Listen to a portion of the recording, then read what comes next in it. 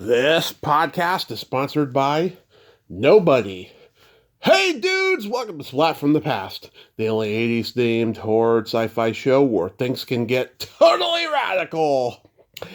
Now today I will be welcoming Allison Charney. She is the daughter of legendary character actor Jordan Charney, and that's how I got him on the show. His daughter connected us. And Allison is a soprano singer, opera music, and she has a new album out called Alike, My Mother's Dream.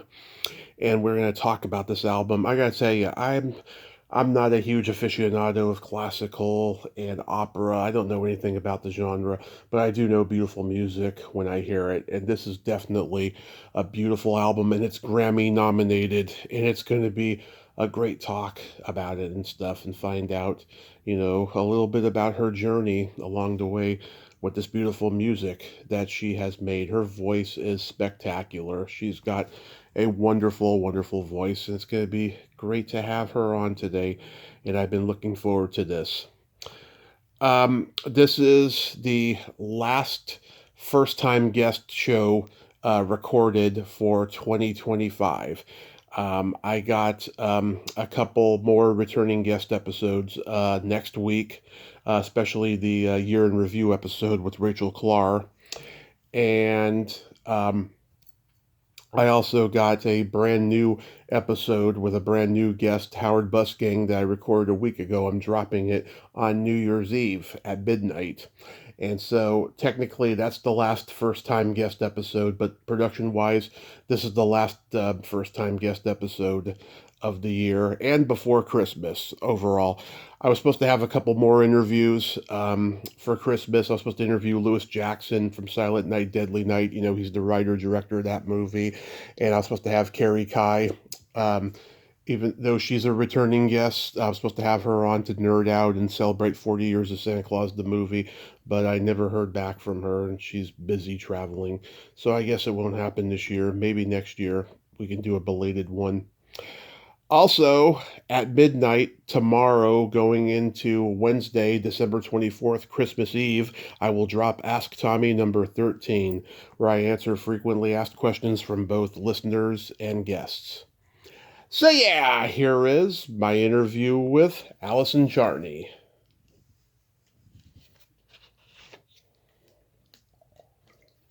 Hey Allison, welcome to the show. How are you today? I am fine and on the right time zone now. Yes. Oops. It's perfectly all right. It's happened many times before. I totally get it. And I thank you so much for coming on today. This is great. I'm delighted to be with you. So going back in time, I can imagine growing up the daughter of Jordan Charney that it was only natural that you were going to be in show business as well. I don't know. I guess if you look at the results, there was sort of a 50-50 shot. My brother went into a life on Wall Street, and and I went into the arts. So I don't know what was the more obvious path, either to reject it completely and try to have a really stable life the way my brother does, or to embrace it wholeheartedly and have another generation of artists. But I chose the crazy artist path. Yeah. So did you want to act at first, but then he told you, "Oh, don't go into acting. It's a hard life." Oh yeah, because the music is super easy life. No. He's like, yeah, take the really safe path and become a classical musician. That's the super safe one.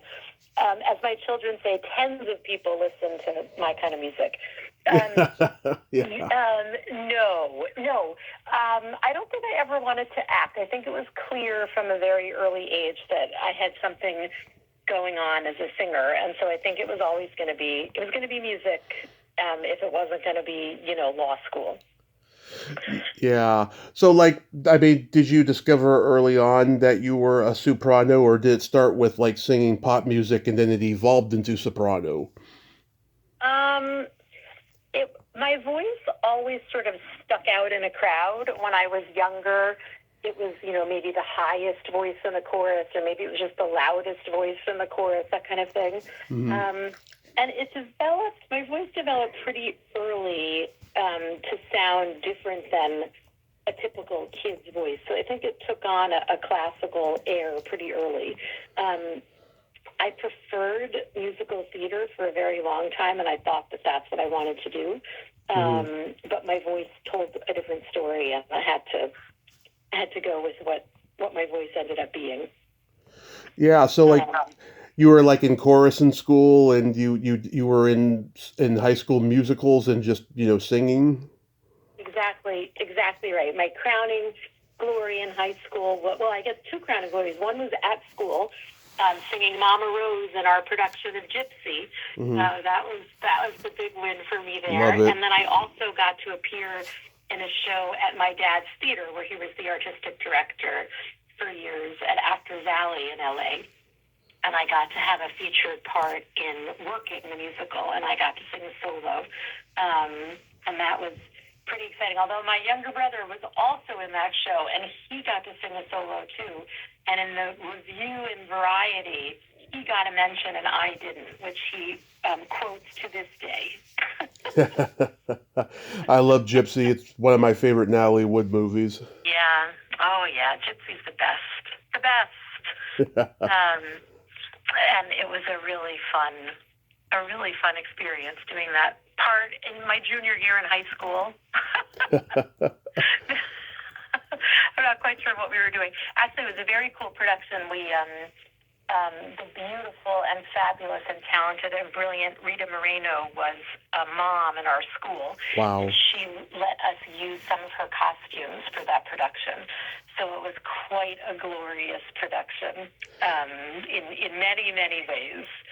And yeah, I mean, it's funny to talk about a production in high school, but it was a transformational moment. Although I did not go into musical theater, I went and became an opera singer. But there you go. Did you go to school with anybody who went on to become successful in acting or music? In high school, there's one other girl I think of us as being girls because we went to what was then Westlake School for Girls, and we very proudly were feminists who called ourselves girls, so I still do. So one of the other girls in my class definitely went on to have a career as a musician, and another one who's a year younger went on to have a career in music production. I don't think there are too many people who really went into the arts from high school. And then in college, there were actually interestingly, the conductor and pianist on my current album is a college classmate of mine. So he and I have been collaborating musically together for 37 years. Nice. And which makes it extra sweet that this album was just nominated for a Grammy Award, and we're both nominees together. Our first nomination after 37 years of working at it. Sometimes it just takes people a while. Right. So like, who were your opera influences? Well, my aunt was an opera singer, actually. So I grew up with it not being so far from normal in my life. And I got really lucky very young, and my first voice teacher, Jane Campbell, was a huge influence in my career path and my development. And she made being an opera singer seem like a normal thing to do. And my Aunt June and my Uncle Harold, my Aunt June, who was the opera singer, when I got lucky very early. I was a national finalist at the Metropolitan Opera Competition, and then days later had a stage audition for New York City Opera, and then got hired at New York City Opera. And I was singing leading roles at New York City Opera, but the pay was so tiny that there was no possible way you could also live or function in New York City. Mm-hmm. And my aunt and uncle let me stay in their apartment. My younger cousin was off at college, and I got to live in her room. So not only was she an influence, my aunt, on me as an opera singer, but also as a real patron of a young artist, which is critical for any artist to be able to survive and make it, is to have, an unbelievable amount of support from the world around them. Wow. And did you ever meet Luciano Pavarotti? I never did, although his was the voice that I most loved listening to. That's for sure. There's a recording of him singing at Don Jose and Carmen, and when he would sing just the word Carmen, I used to imagine he was singing Allison. And that was enough for me. I get that when I'm listening to the Blondie song "Call Me," it sounds like Tommy. I totally get it. I'm sure that's what she means. Yeah, maybe. You were the inspiration for that lyric. Like, I don't think I can get away with singing Tommy. What else does that sound like? Oh, you could always do the Who's Tommy, because that's a rock opera. There you go. You know? Yeah. I grew up watching all the cartoons where there's like, the bulldog singing Figaro, Figo, Figo, Figo. That's like my reference point for opera singing. That's always been mine. One of my dear friends and colleagues, and actually she appears on this album, Kelly Hall Tompkins. She's a beautiful violinist, and she said she was definitely influenced by watching cartoons and hearing classical music on cartoons when she was younger. As a kid, that was her first exposure to classical music. Oh yeah, she probably knows What's Opera Doc, which is like one of the best Bugs Bunny and Elmer Fudd cartoons of all time. Definitely. In fact, I think that cartoon's in like the Library of Congress or something. That killed the rabbit. There's that one. Me and my magic helmet. Yeah. Classic. So this new album of yours, Like My Mother's Dream, I listened to it, and I know nothing about classical or opera, but I do know beautiful music, and this is beautiful music. And I'm curious, did this start during the pandemic? Is that when the album was first, coming together? Well, it's more that my interest in becoming a recording artist came into focus during the pandemic. Well before the pandemic, I became an opera singer. And as an opera singer, I was on the road 10 and a half months of the year singing opera because it's a very itinerant lifestyle in the United States. It's sort of, if you could imagine the life of a movie actor, it's the same idea. You go from opera company to opera company singing whatever role it is that they've hired, singing Me in Memphis and then a butterfly in Atlanta, that kind of thing. And then I had children, and I decided that 10 and a half months of the year on the road wasn't going to work for me the way I wanted to be a mommy. And so I pivoted a little bit, and I started my own concert series in New York City, where I live. It was called Performances, and it was a place where professional classical musicians at the very highest level came to try something out before they did it somewhere else. Mm-hmm. And I sang on all of them, and then I interviewed each guest performer, before they performed. And my thing was that I asked them to share non-Googleable insights into the music that they were about to perform. So not Mozart was born in 1756 and died in 1791, but in this Mozart piece, this is what I struggle with, that kind of thing. And then I was doing that very happily for 13 years. I featured over 150 of the world's great classical musicians. And then the pandemic hit, and that shut down all performance, as everybody knows. And with the help of my then 16-year-old son, who watched a couple of YouTube videos and learned how to video edit, I pivoted and turned my concert series into a virtual concert and conversation series that he edited for me. Yeah, and during that time, I sort of understood the beauty of recording and the recorded arts. And I thought, there's something to this. And just before the pandemic, I had formed a trio with a beautiful pianist and cellist. We're called the Arc Trio.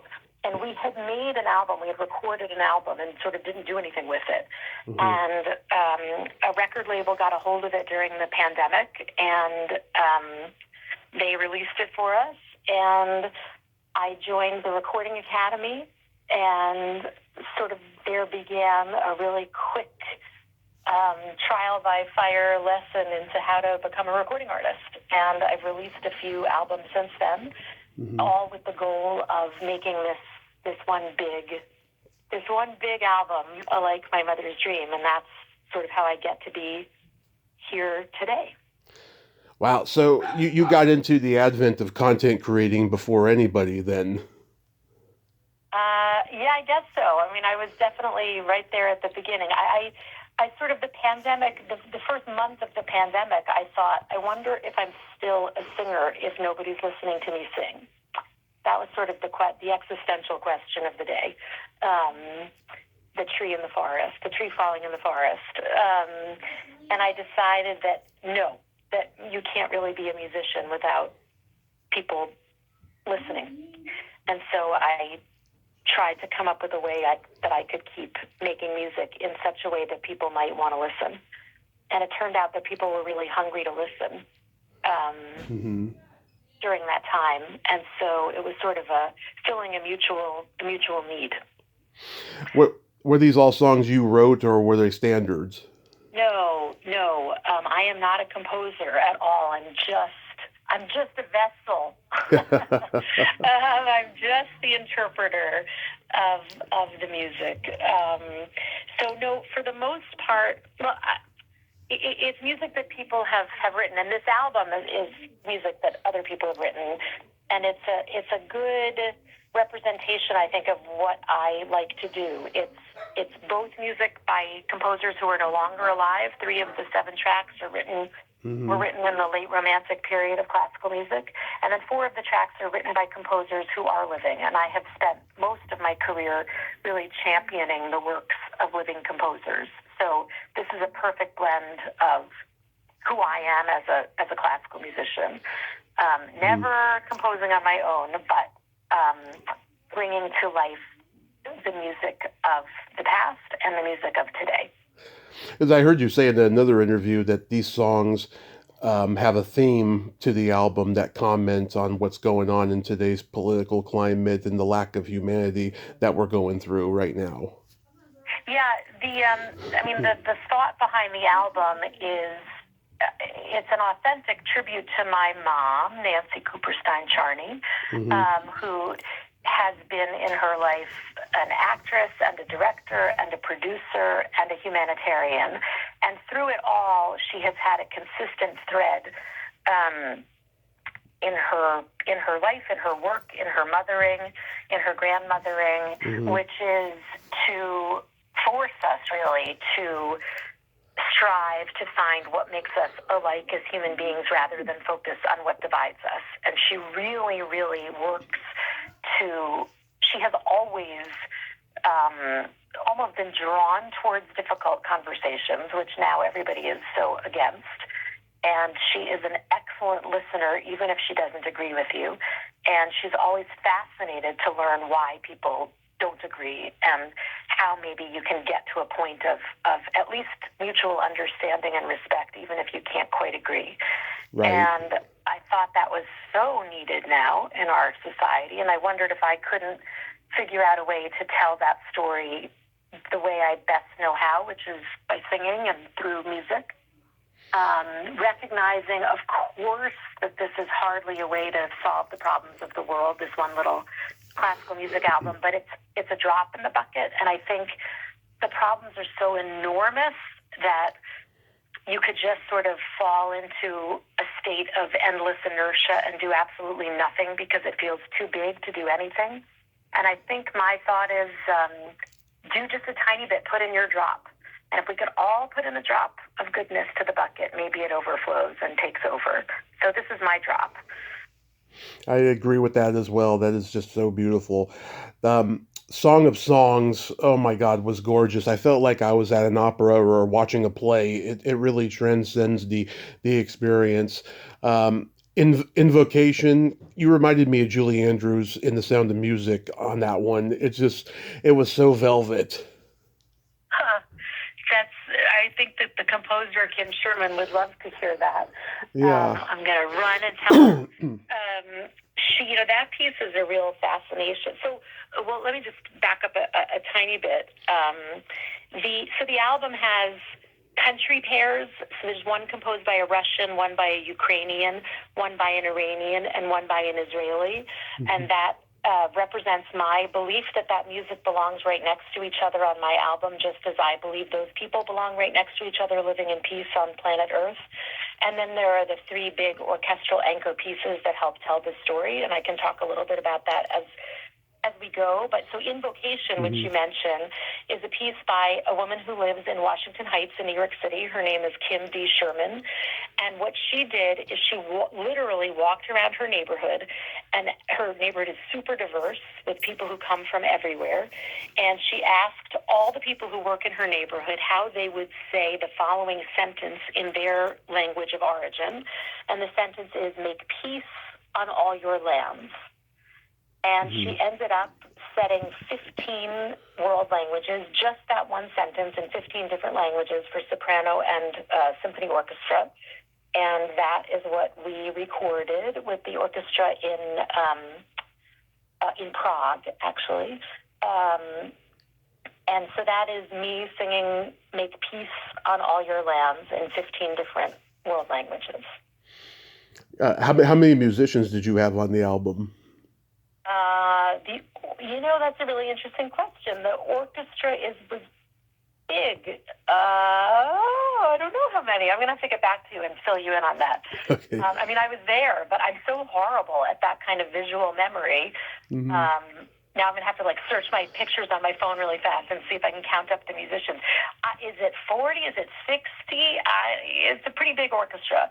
Not an enormous orchestra. Like I just sang live with the Dallas Symphony, a Verdi Requiem, actually a Defiant Requiem, which is an even more fascinating way to do the Verdi Requiem. And that was 200 people in the choir, 100 people in the orchestra, and then the four soloists. This was not as big of an orchestra as that, so I'm guessing 60. I'm going to go 60. I don't know if I'm right, though. And the Song of Songs that you reference is actually, that's a fascinating piece. It's composed by a composer who was born in the 1880s and died in the 1960s. His name is Vasyl Barvinsky from Ukraine. He was imprisoned for a decade in the Soviet gulag. Wow. And while he was imprisoned, every single piece that he had ever composed, he was a hugely prolific, heroic Ukrainian composer. The Ukrainian people worship him, the classical music community. Every single score that he ever wrote went up in flames. They were burned in a mysterious fire.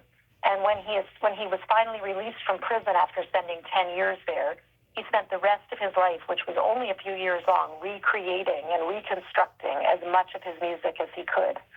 And luckily, one of the pieces that he remembered and saved was this glorious setting of the biblical text from Song of Songs. And it existed. He wrote it for piano, solo violin, and soprano. And we, with the help of the beautiful composer and arranger, Chris Praser, we rearranged it for full symphony orchestra, solo violin, solo harp, celeste, and soprano. And that is the version of Song of Songs that you hear on "A Like My Mother's Dream." And I agree. I think it's a spectacular arrangement. To me, it actually reminds me of old, 1920s movie music. Yeah. It sounds like a Korngold score. I just think it's just stunning, and I'm so thrilled to be able to have put it on this album. It's the first of its kind, this arrangement, the first ever version like this. And fun fact, one of the words sung in Ukrainian is chornya, which is the word for black or night, and it is my last name, Charney. So that was a fun little Easter egg. I love the sound of cellos, and Kaddish had cellos in it. I've always loved the psychedelic era of the Beatles and ELO because they got cellos in their music, and I just thought that was a good song as well. Kaddish was composed by my downstairs neighbor, Mariana Rosette. She's literally, if I stomped on the floor right now, she would likely hear me. She is a beautiful composer. She was born in the Transylvania area right after World War II, and then her family moved to Israel, where she studied and became a composer. And the Kaddish is the traditional Jewish prayer of mourning. And this piece was composed. Mariana grew up in a very loving and happy household, except that there was some sort of weird, unspoken sense of grief, and she never understood what it was growing up until one day she noticed a photograph of a young child who looked awfully like her, but it wasn't her. And she learned finally that this was a half-sibling whom she never met because he was murdered in the concentration camps. Wow. And her parents, like many before, met right after the war. Their first families, or I guess their second families, because it was families that they had started, having been completely destroyed and murdered by the Nazis. And they found each other, fell in love, and immediately decided to start again and start a new family. And never, ever spoke about what had happened. And Mariana and many people who were children at this time learned about this trauma that they grew up with only later. And she sort of dealt with it by composing this piece that she calls Ghost Brothers. And Kaddish is one of the pieces from Ghost Brothers that she then recreated for me for soprano, piano, and cello. The pianist is Benjamin Loeb. The beautiful cellist, as you mentioned, is Peter Seidenberg. And it is her memorial prayer to her never-known ghost brother. And congrats on the Grammy nomination. Are you going to go to the ceremony? Heck yeah, I am. I'm going. My parents are going. My in-laws are going. My children are going. My husband is going. We're going to have quite a cheering section. Should I win, the whoops will be very loud. And even still, it'll just be such a thrill to be there. You know, people say all the time, oh, it's just an honor to be nominated. But I got to say, it really is. It's overwhelming. This is a peer-nominated situation, so only members of the Academy vote. And to think that there were enough who wanted to support me or who wanted to support this album or a combination of the two to get us a nomination is something that I take incredibly personally and will be forever grateful for. It's an unbelievable opportunity, and I'm really overfilling with gratitude for it. Yeah, another guest of mine is nominated, and she won a few years ago, Lily Hayden.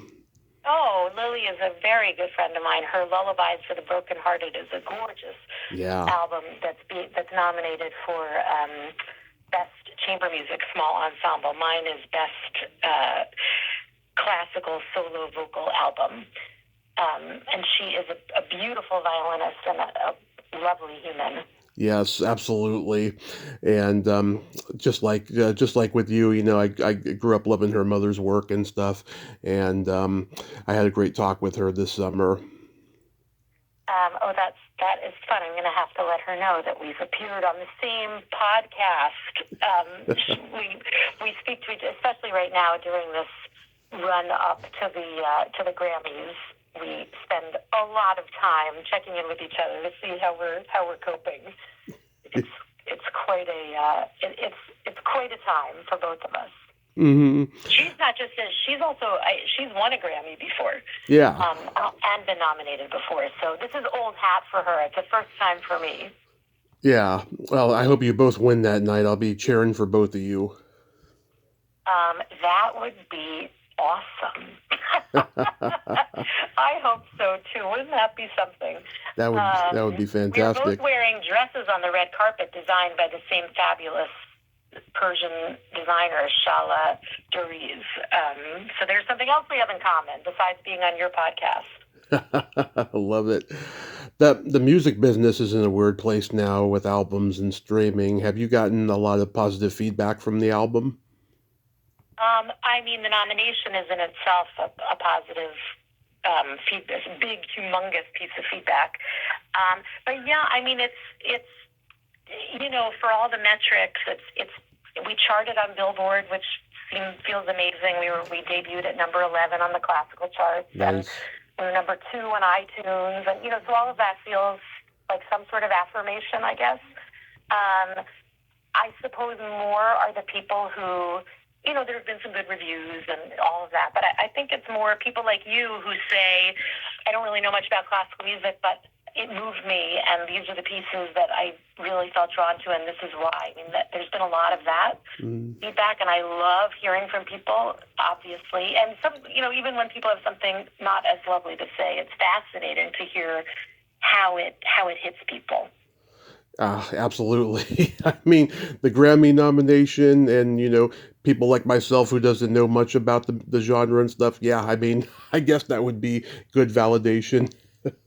Well, I mean, the truth is, it does matter to me what you think. It doesn't, you don't have to be you don't have to be a fellow recording artist or a classical musician or even knowledgeable in classical music to have an emotional reaction to music, And I want it to reach everybody, not just people sort of in the know. And absolutely, your reaction means so much to me. I mean, I really mean that. Oh. And not just because it's you, but because it's anybody who's taken the time to listen to it. I'm so grateful for ears on it. I mean, again, what is the point if people don't listen to it? Of course. And if I can do anything to get the music out there and get it to people's ears, and if that can give somebody, the album's 41 minutes long, I think, if you even just listen to a bit of it, if it can give you 10 minutes of respite from this crazy world, yay, yay, yay. I feel there's a quote from Thoreau that he wrote in Walden: if we respected only what is inevitable and has a right to be, music and poetry would resound along the streets. And I feel as a singer, I am bringing music and poetry at the same time, simultaneously, all the time, to the streets. And, if the streets aren't filled with people to listen, again, I'm not sure I know the point. So I'm so grateful that you listened, and your reaction means the world to me, for real. Oh, my pleasure. My pleasure. So are you completely done with performances, or is it still going? I am done with the live performances piece of performances. Performances Inc. exists, and it is one of the executive producers of this album, for example. And it continues to be an umbrella organization that helps promote the proliferation of music on planet Earth. I find classical music is really struggling. It's so hard to get people to come out and sit in seats and listen. Yeah. And so that piece of it I find just too depressing and too much of a struggle for right now. So for right now, I'm not doing performances as a live option. But, there are more recordings planned, and who knows? Who knows what the next...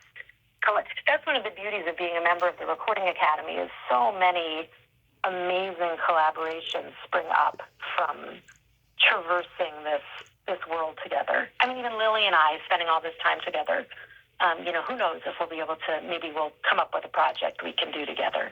Now that would be extraordinary. Yeah, I was going to ask you about that. I was going to ask you if opera has declined in popularity in terms of people, getting to the theater to watch it. Well, I think all live music really has suffered. Yeah. For every reason, and I think it would behoove the music community to figure out how to address it and how to cater to the people and listen to what it is that people want. And I think maybe it's people's attention spans are short now, and opera is long, for example. Yes. I had an idea during the pandemic that I may well revisit. I call it Opera in Short, and I created a 53-minute long movie of Otello, Verdi's opera Otello, for two singers, soprano and tenor, narrator, my dad, Jordan Charney, and pianist. And we really do the whole story of Otello in under an hour. And I think it's pretty fab. It's available to be... Actually, I don't know if it's available publicly on YouTube. The town hall picked it up and aired it. I should figure out how to make it available again to people. And I think there may be a market for something like that. Yeah. And I think the more you can, like, for example, your reaction that, well, I don't know anything about classical music, and I would love to help let people know that you don't have to know anything about anything to appreciate any kind of music. You just have to listen and, sit for a bit with it. And if I can help bring that to audiences, that would be great. Absolutely. I'm curious, Allison, what's your favorite movie of all time? Oh, wow. My favorite movie of all time, I think The Sting. I love The Sting, one of my favorites ever. I got to interview Sally Kirkland before she passed, and we talked about The Sting. That's an awesome movie. Yeah. I think that's it. I'm gonna go The Sting. I love that. Yeah, Back to the Future is my favorite movie of all time. Also, That's a great one too. yeah, and also two movies your dad did is on my list: Ghostbusters and Network. Network. I agree with you on both counts, and not just because my dad is in it. Although for me, Network is mostly. It's funny. I watched it as an adult a few years ago, and it was so different. I saw the premiere when I was a little girl, and all I saw was my father cursing. Yes. Yeah, I brought that up to him too. And I couldn't believe that my sweet, gentle father knew how to say a curse word. And when I watched it as an adult, the moment that he curses is so minor, you barely hear it. Yeah. But it struck me, it resonated for years to think that my daddy would have said such a thing. I totally get it. I grew up with sweet, awesome, very open-minded liberal parents who always told me not to swear, and then they'd have friends over, and then after that they'd go into the living room and have locker room talk, and I was like, oh my God, I can't believe my parents are swearing right now. Oh, don't get me wrong. I Yeah. heard plenty of swearing, but that came out of my mother's mouth. Yeah.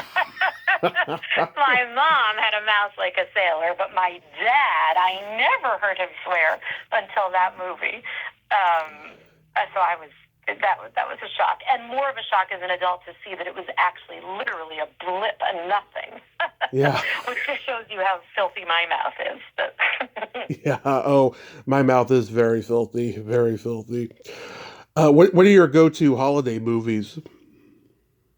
Oh my God, I have to say, my producer, the great multi-Grammy winning, and this year nominated for 6 nominations, including he's a nominee for his own project, 7 Seasons, Kit Wakely, is so upset with me that I have not seen the movie Elf. Oh. He thinks it's a classic, and I have promised that I will watch it this holiday season. But I suppose It's a Wonderful Life is maybe my favorite. Christmas is a loaded time of year. I'm Jewish. My family is Jewish, and so we don't personally celebrate Christmas, although we love being invited to everybody else's Christmas celebrations. So all those holiday movies were not necessarily a huge part of my growing up. Although, I don't know, when Frosty came on once a year, I certainly watched Frosty the Snowman when it came on, and Rudolph the Red-Nosed Reindeer. Like, there were certain, I guess the Grinch came on once a year, too, back in the day when you had to, be there for television to happen at the moment that it happened. Oh, yeah. That was one of my favorites, the original Grinch. I love the original Miracle on 34th Street because I just love Natalie Wood. A Christmas Story, National Lampoon's Christmas Vacation, Bad Santa is another favorite of mine. Yeah. Well, I'm sure Elf is going to be my favorite, Kit Wakely, I promise. Yeah, I've only seen Elf once. I remember it at the time being okay. Maybe if I saw it again, I'd like it more now that I'm older. But yeah, those are definitely favorites of mine. How about what are your top 3 Desert Island albums? Oh, wow. Albums. I think I would need to have... I think I'd need to have one of the Who albums for sure. Tommy. Maybe Tommy, maybe Tommy. I think I'd have to have the Beatles. Yep. And then it would have to be some operatic album. I mean, I guess I should say my own album, I like My Mother's Dream, but I would not want to be stuck with my own voice on a desert island. I think I would want it doesn't exist, so I'm going to create the album. Nowadays, it could be a playlist, right? Mm-hmm. So I could create it myself. And I would want to have an album that included Luciano Pavarotti and Leontine Price and Renata Tebaldi and Mirella Freni. Oh, and maybe some more of the great, great, great singers, with an awful lot of Puccini, Mozart, and Verdi on it, and that would sustain me. None of those singers that I mentioned would be the right singers for the one moment that I would need to have on that album, which would be the Act 2 finale from The Marriage of Figaro, which has one particular low C in the bass that is one of the most grounding moments in all of music history, if you ask me. Yeah. I think that's what I would do. I would create my own playlist. Hopefully I would have time before going to the desert island. Well, I wish I could have every album I love on the desert island, but if I had to choose just three, I'd have the Doors' first album, Van Halen's first album, and the Go-Go's first album, because those three albums were so revolutionary in their genres in LA rock that they really created the genres with those three albums before fame and success took over and all that stuff. I just get a kick out of listening to every song on all those albums. Yeah, I mean, it seems like you're relating very much you respond to the historical importance as well as the actual songs themselves. I do. You listen to it, you hear everything that came after it because of it. I do, and I think the internet so much for, bringing things about the historical elements to my attention, because when I was a kid, they were just things that I loved, right? But then when I discovered the internet and I discovered how historical the music or whatever movies I loved were and stuff, it just made it even better for me that that I have such great taste in movies and music. There you see, all validation. The internet is only about validation. Yeah. Yeah, it's such a rabbit hole if you want to just start digging and digging and digging and digging. There's so much that's available if you use all of this technology for good. Boy, oh boy, can you go back and dig into the history of any genre of music and just keep finding treasure after treasure. Who needs sleep? Yeah. Are you one of those people that still uses vinyl? It's funny. We had a record player for a really long time, and we gave it to my aunt, that same aunt who inspired me to become an opera singer. And we were just talking about how we have to get another one because so much is coming out on vinyl, including my own album that I haven't heard yet on vinyl. People are really into vinyl again now. Yeah, I know the last decade or so it's become bizarre, because it's so hard for musicians to make money with album sales now that they have to go on the road and tour and stuff. But yeah, I mean, vinyl is back now and it's bigger than ever.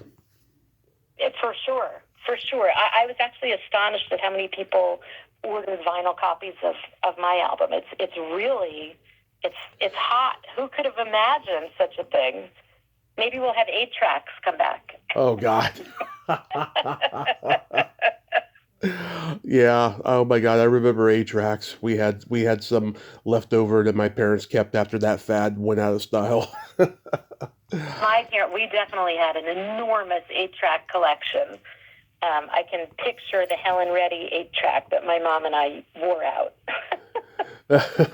My dad was a musician when I was a kid. He had a rock band, and he had everything on vinyl: Rod Stewart, the Beatles, Beach Boys, Pink Floyd, Fleetwood Mac, Hall and Oates. I mean, he just had a multifaceted taste in music.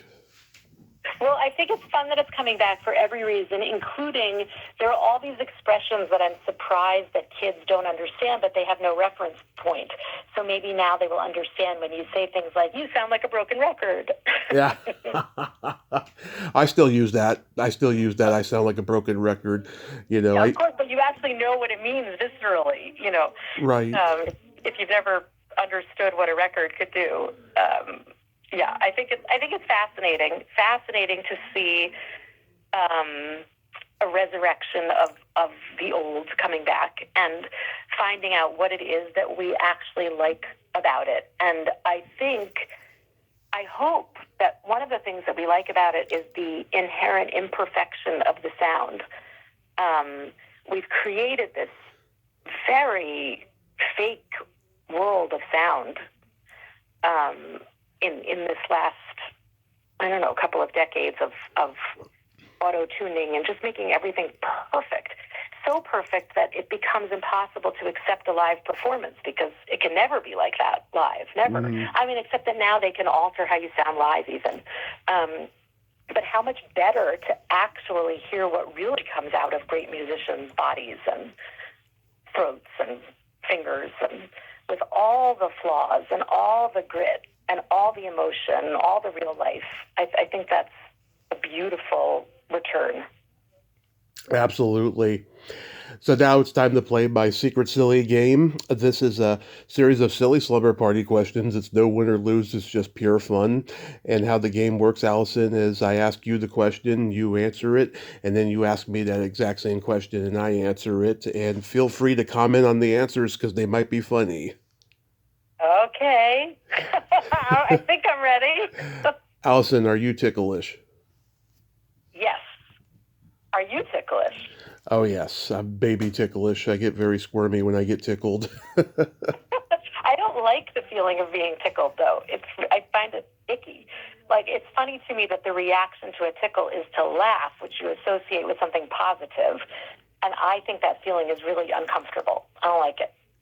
Yeah, I mean, I don't mind it as long as you tell me first, otherwise I might hit you in the groin. Is your belly button an innie or an outie? Oh, innie, definitely innie. How about yours? It is also an innie. I call it the bottomless pit because it's so deep. Ew. I don't think I've ever thought about how deep my belly button is. I think my belly button is kind of normal. Okay. Standard. I'm going to go standard depth. Standard depth. I like that. What color are your toenails painted? Oh my God, I was just thinking that I need to get a pedicure. My toenails are painted a kind of red, sort of a crimson-y red, mm-hmm. But they are so torn up that it's like red with toenail underneath. It's more natural human toenail rather than red, but there are remnants of red. Mm-hmm. I hope that by tomorrow they will be maybe pinkish because we are going on a sunny vacation over the Christmas week, and I would like my toes to be sunny and happy. You should do them gold for the Grammys. Gold for the Grammy. All right, maybe that's it. It's going to be gold for the Grammy. Tomorrow I will get my toes painted gold. Love it. What about you? Do you have color on your toenails? Yes, they are red, green, and white for Christmas, and they're going to be gold and silver for New Year's. Wow, you're all in. How about your fingernails? I don't do my fingernails. Partially when I was younger, I used to chew my fingernails a lot, and I always, I was always messing them up that way. And plus, I painted them one time when I was 13 when I started doing this, but it took forever to dry, and I have a habit of touching things, so I never went for the fingernails again after that. They make nail polish now that dries immediately. They have them at a bunch of nail salons. It's much more expensive than a normal manicure, but the dry time is boom, really, really fast. So just letting you know that technology has improved. Okay, I should look into it then. What would you say is your best personality trait? I think that I am a supportive person. I love to take delight in other people. Oh, I like that. How about you? I have empathy and I have no filter. That could be good or bad. Yes, I'm a Gemini. You know, I'm I'm I'm game for anything if the script calls for it. I could be anything you want me to be. Uh-oh. So how do you know which is the real you then? Well, I mean, I'm a total empath. I'm there to support anybody and help anybody that I know is kind and gracious and a wonderful person as well. My sense of humor is just very dark, very bawdy, very politically incorrect. And like I always say this. It's okay to laugh or joke about certain things, right? Just don't do it in real life because I don't want to see people get hurt. Yeah. Yes. I don't want to see people get hurt, and I think we could all be just a teensy bit tougher skinned. I agree. I agree. I must say, I think that we have overlooked the importance of impact, of intent. Sorry, of intent. And I think that it is important, really important, to understand somebody's intent. And if they really didn't mean to hurt your feelings, it doesn't mean that they can't be educated to understand why they did hurt your feelings. And if they care about you, of course they should care. But I think that we could stand to offer each other a lot more grace. I totally agree, Allison. I've been preaching this for the last 6 or 7 years that the world has been turned upside down. I could not agree more. What is your guilty pleasure? I mean, a guilty pleasure. Um, I'm a, I don't think this is a guilty pleasure, but I'm obsessed with word games, Hmm. and often the spelling bee, the New York Times spelling bee, refreshes at 3 a.m. Eastern time, Hmm. and I often will. If I wake up in the middle of the night and it's close enough to 3 a.m., I enjoy waiting up. So I could do the spelling bee and not have to wait the torturous amount of time it would be until a normal person would wake up to do it. You mean like Maybe you mean like cross? that, or it could be that there's a pint of ice cream sitting right next to me right now. Maybe that's more of a guilty pleasure? Oh yeah, that could be a guilty pleasure too. Are you like a Ice cream. are you like a crossword puzzle person? I am a crossword puzzle person. I am a boggle person. I'm a spelling bee person. I'm pretty obsessed with all things word games. Love it. How about you? Your guilty pleasure? I love eating pizza and watching a raunchy sex comedy movie. There you go. Yeah, that's my thing. And then my favorite question, is there a stinky smell that just makes you gag? Stinky smell that makes me gag. I mean, yeah. I feel like I would have so many answers to that question. Like horrible body odor. Hmm. Well, I really hate the smell of cigarettes. Yeah. That makes me queasy. Um, I mean, there's so many. I'm allergic to shellfish, and shellfish is an airborne allergy. Hmm. The smell of shellfish, almost could send me to the hospital. So that I suppose Yeah. that's a for real one. I think that I'm going to go with body odor shellfish. Yeah, that's that. I'll go with that.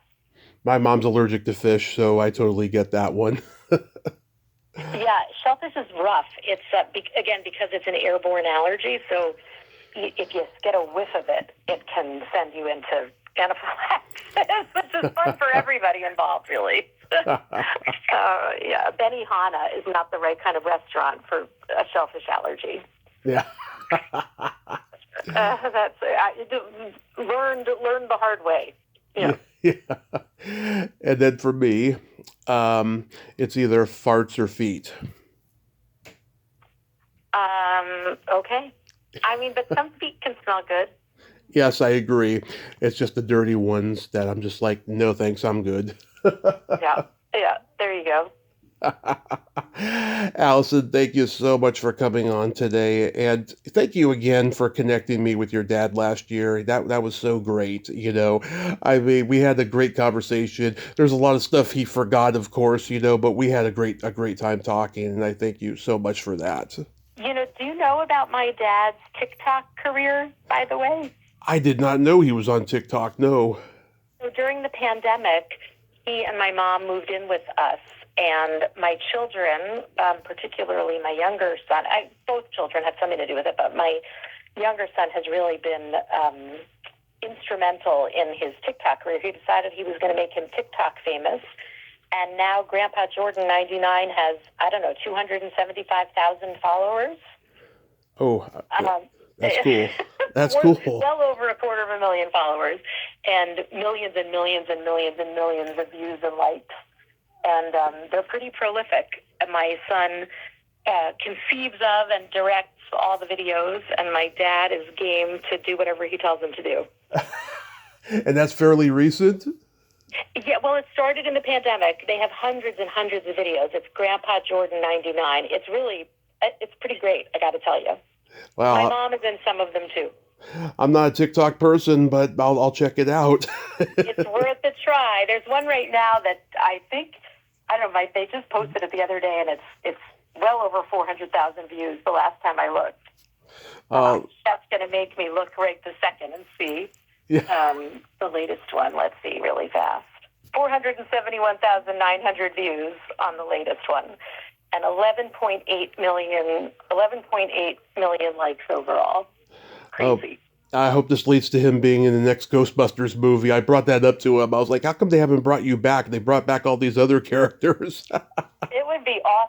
The Ghostbusters, he happens completely coincidentally to live in the Ghostbusters building in New York City. Yeah. And the Ghostbusters fans come by a couple of times a year on Ghostbusters tours of the city, and they know that he lives there, and so they always try to get him to come down and say hello to them, and he often will oblige.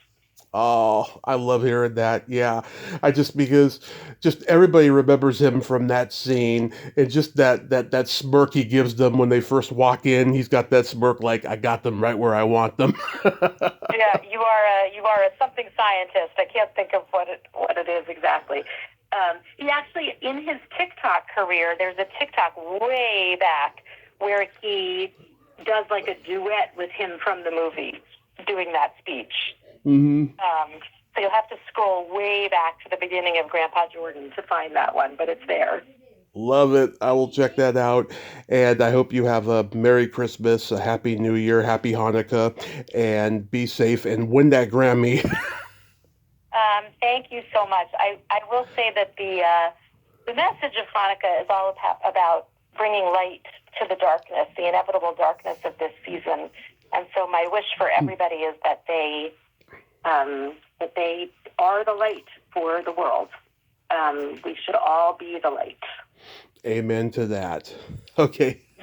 Thank you so much for having me. I really appreciate the exposure for alike, and it's been a delight to get to talk to you. My pleasure. I have not thought about yucky smells, so I'm happy you brought that to mind. My pleasure. Thank you so much. Okay. Bye-bye. Bye-bye. Well, there you have it. Allison Charney, ain't she a sweetheart? Oh my God. I just love her openness, and I love her passion for her music and her love for her dad and the rest of her family. That was a fabulous, fabulous chat. And let's hope that she wins the Grammy. Let's cheer her on. Well, until next time, this is Tommy Throwback Kovac saying there's no shame in living in the past because the present sucks. Later, dudes. Ho, ho, ho. Merry Christmas, everybody. See you next week.